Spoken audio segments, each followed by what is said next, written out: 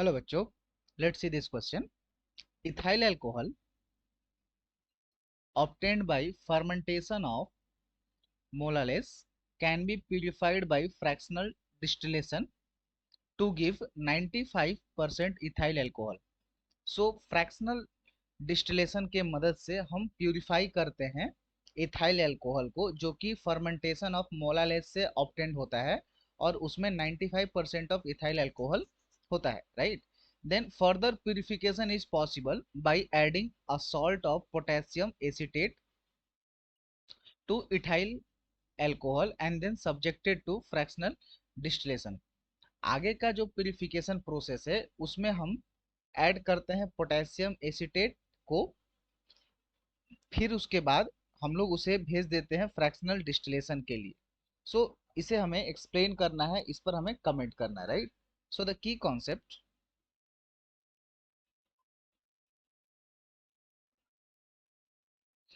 जैसा कि जो हमें मोलालेज को फर्मेंटेशन करके इथाइल अल्कोहल मिलता है उसमें near about 30 to 40% uncrystallise sugar present होते हैं, राइट. जिसको अगर हम डाइल्यूशन करें तो डाइल्यूशन करने के बाद ये जो परसेंटेज है 30 to 40% से नीचे होकर 10% हो जाता है. Okay. So near about near about 30 to 40% of uncrystallized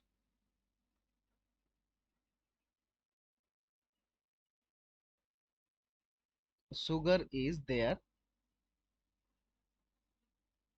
in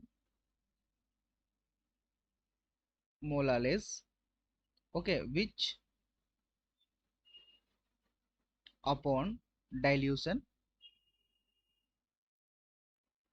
reaches to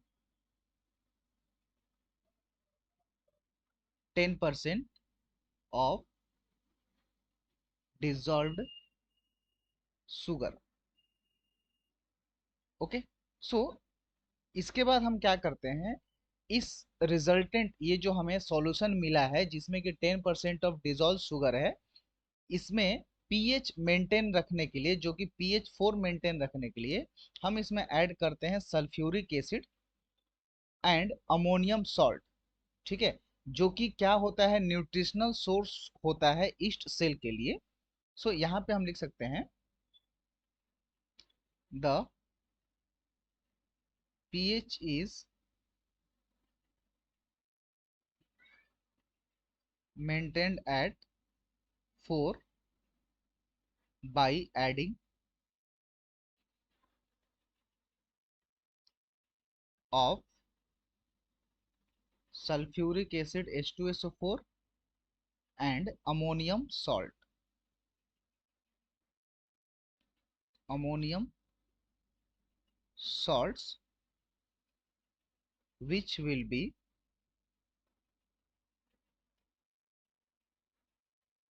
nutritional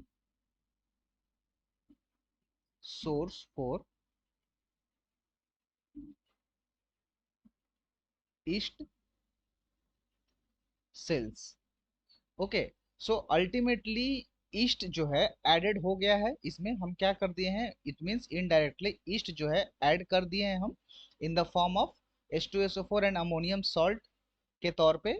अब जो सॉल्यूशन है उसे 30 डिग्री सेल्सियस टेम्परेचर पर मेंटेन करने के लिए 24 आवर या फिर उससे 72 आवर तक के लिए छोड़ दिया जाता है, जिसमें कि वो फर्मेंटेशन हो सके, right. For the fermentation,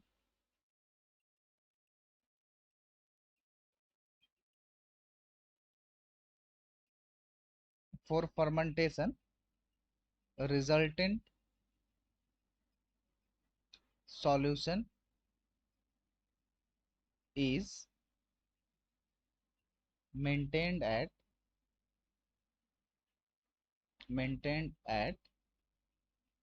30 degrees Celsius for 24 to 72 hours. Okay, so that the fermentation process should occur, right. अब यहाँ पे जो फर्मेंटेशन होने के बाद जो लिकर तैयार होगा उसमें near about 15 to 20% of ethyl alcohol होगा, ठीक है, जिसे हम फ्रैक्शनल डिस्टिलेशन के माध्यम से हम इंक्रीज करके कर देते हैं 95% तक। ओके, और इसे हम बोलते हैं रेक्टिफाइड स्पिरिट। ओके, तो जो यहाँ पर अभी फर्मेंटेटेड लिकर मिलेगा उसमें 15 to 20% इथाइल अल्कोहल प्रेजेंट होगा।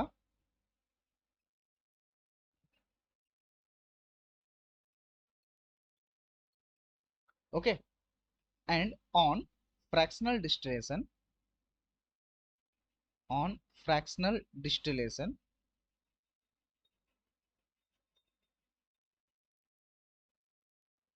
okay, results in